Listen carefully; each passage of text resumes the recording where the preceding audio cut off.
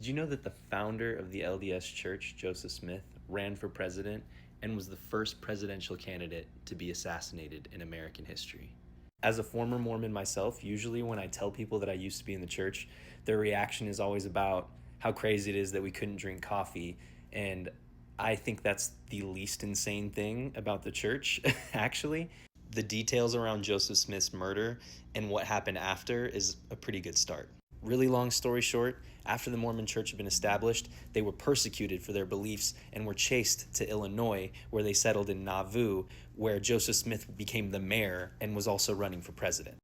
Eventually, some ex-Mormons who were against polygamy formed a newspaper called the Nauvoo Expositor.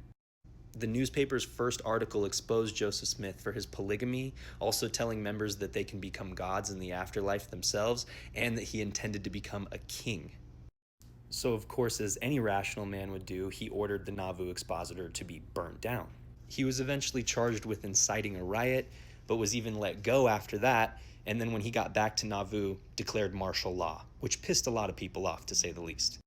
After the governor promised them a fair trial and guaranteed their safety, Joseph and his brother Hiram turned themselves in, and they ended up in Carthage, where they were charged with treason against Illinois. The two of them would eventually be attacked by an angry mob while they were in Carthage jail and both be assassinated.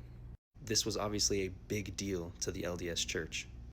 So much so that until the early 1900s, Mormons swore an oath of vengeance against the United States in their temple ceremonies.